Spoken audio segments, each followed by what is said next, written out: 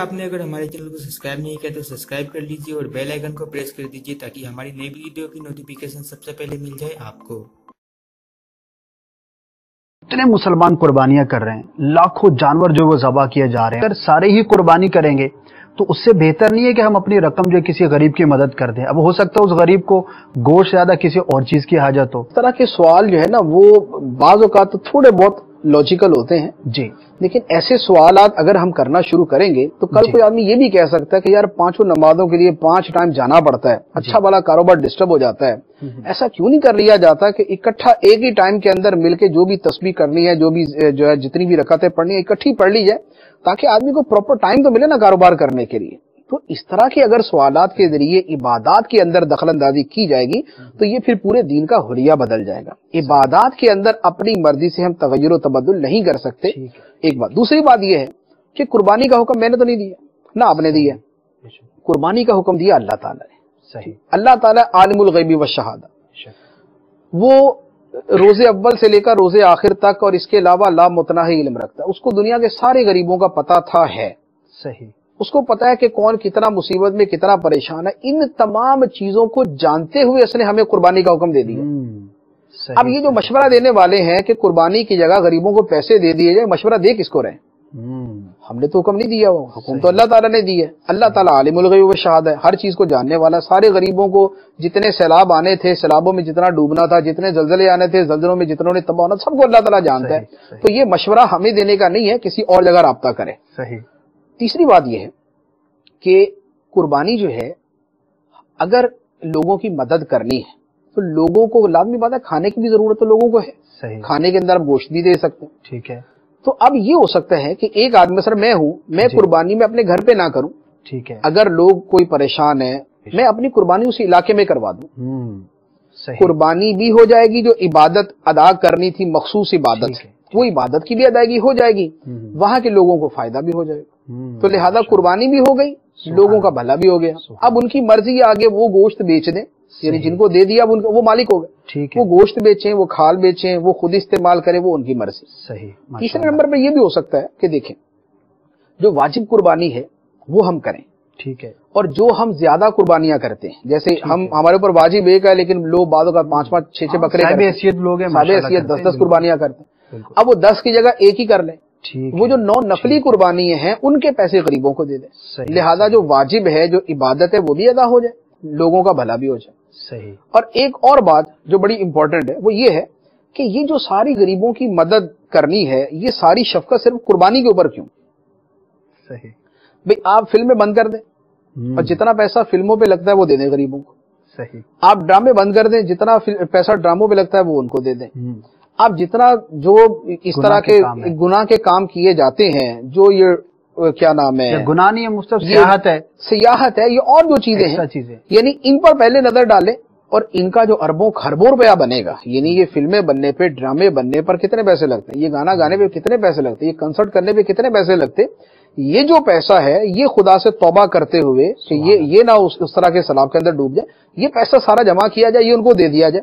अगर इसके बाद भी उनका मसला हल ना हो तो फिर हमसे राब्ता कर ले, फिर अपना काम शुरू कर देंगे। तो लिहाजा इबादत के ऊपर पहली नजर ना डाल दी जाए कि इसको खत्म कर दिया जाए, जो सबसे पहले गुनाह के काम है उनको खत्म किया जाए, डबल फायदा होगा, गुनाह का खातिमा भी होगा, लोगों का भला भी हो जाएगा।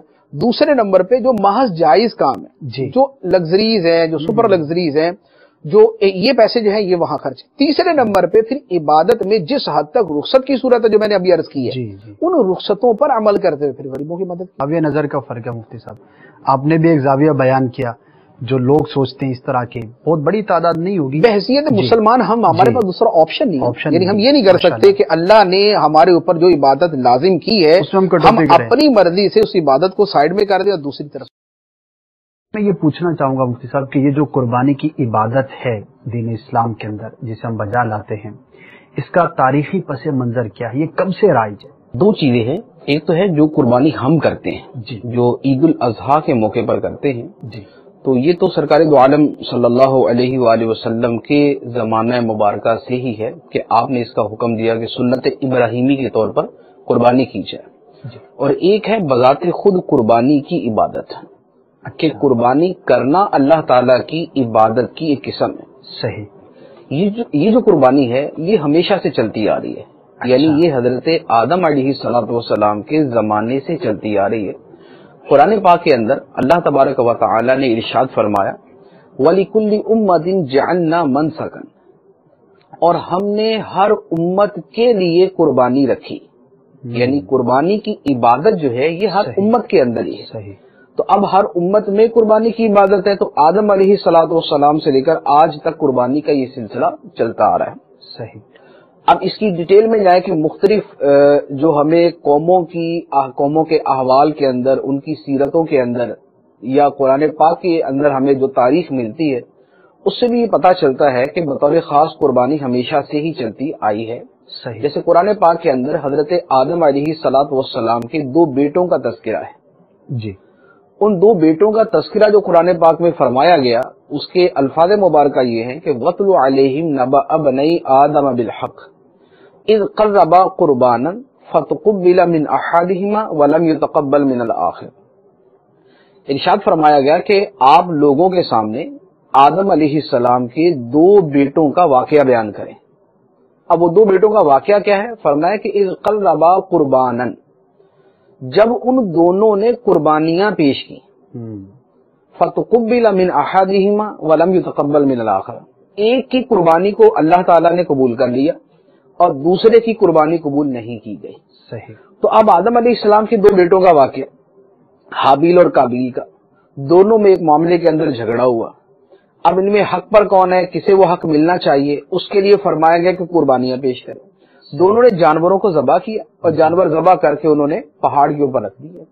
ایک کی قربانی کو قبول کر لیا گیا کہ آسمان سے آگ آئی اور قربانی کو کھا گئی، اور دوسری کی قربانی کو ویسے ہی چھوڑ دیا گیا۔ تو اب یہ واقعہ جو قرآن پاک کے اندر موجود ہے، یہ واقعہ بتاتا ہے کہ قربانی کرنا یہ حضرت آدم علیہ السلام کے زمانے سے چلتا آ رہا ہے۔ صحیح۔ صحیح۔ اچھا، اسی طرح اس کے بعد جب بنی اسرائیل کی ہم تاریخ دیکھتے ہیں، بنی اسرائیل کی تاریخ دیکھیں، اور یہ آج کل جو بائبل ملتی ہے اگر اس کو پڑھیں، میں نے 2 سال پہلے بائبل کو کسی اور مقصد کے لیے مجھے پڑھنا تھا، میں نے اس کا مطالعہ کیا، تو آپ یوں سمجھیں کہ اسلام کے اندر اگر ایک قربانی ہے، جی، جیسے عید الاضحیٰ کی، ویسے تو بہت ساری ہیں، اس کی ہم آگے بات کریں گے، بنیادی طور پر ایک قربانی ہے، جی، لیکن یہودیوں کے اندر ایک نہیں 20 قربانیاں تھیں، یعنی قربانی ان کے ہاں ایسی عبادت تھی کہ جو ان کے علماء کی ایک باقاعدہ ذمہ داری تھی کہ قربانی کی مختلف رسموں کو مختلف کفاروں کے اندر مختلف جرائم کے نتیجے میں قربانیاں کرنے کا حکم تھا، بڑی کثرت کے ساتھ۔ ان کے جو فقہی ابواب ہیں بائبل کے، اس کے اندر بار بار قربانی کا تذکرہ آتا ہے، قربانی یہ کہ اس طرح قربانی کی جائے گی، ایسی قربانی ہوگی، فلاں قربانی کرے گا، فلاں ان کا ربی قربانی کے وقت موجود ہوگا، وہ یہ رسومات ادا کرے گا۔ تو یہ قربانی کا بڑی کثرت کے ساتھ تذکرہ بائبل کے اندر بھی موجود ہے۔ اچھا، تیسرے نمبر پہ حضرت ابراہیم علیہ السلام، آپ کا زمانہ بنی اسرائیل سے پہلے کا، ابراہیم علیہ السلام پہلے، بنی اسرائیل بعد میں۔ صحیح۔ اللہ تبارک و تعالی نے جب حضرت ابراہیم علیہ السلام کو حج کا اعلان کرنے کا فرمایا، تو حج کے اس اعلان کے ساتھ قربانی کا تذکرہ بھی موجود ہے۔ اچھا، چنانچہ قرآن پاک کے اندر ہی ہے وَأَذِّنْ فِي النَّاسِ بِالْحَجِّ، اور لوگوں کے اندر حج کا اعلان کر دو۔ اب اس کے بعد فرمایا کہ وہ پیدل بھی حج کے لیے آئیں گے، وہ اونٹنیوں پر، دبلی اونٹنیوں پر بیٹھ کر بھی آئیں گے۔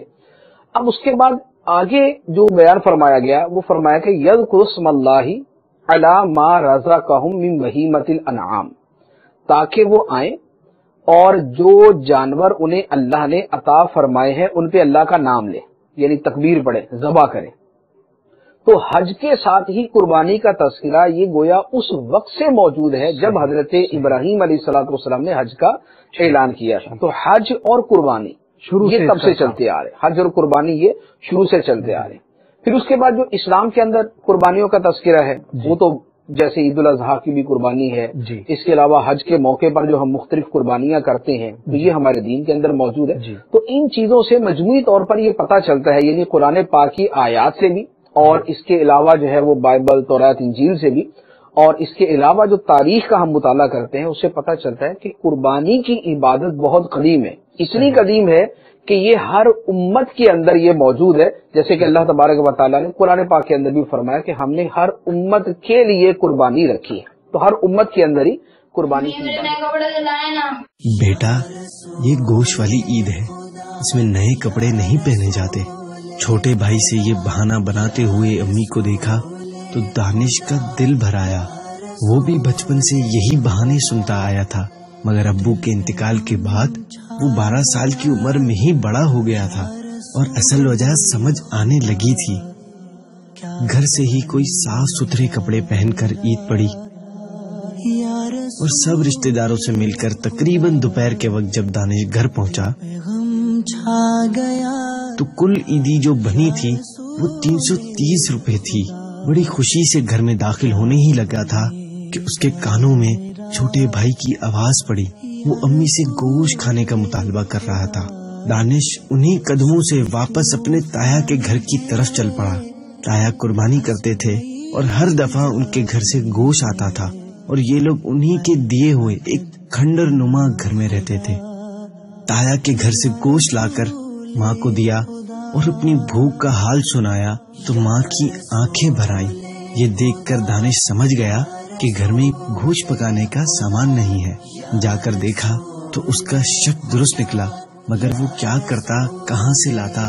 پھر اچانک اس کا خیال اس کی عیدی پر گیا۔ وہ بجلی کی تیزی سے باہر لپکا،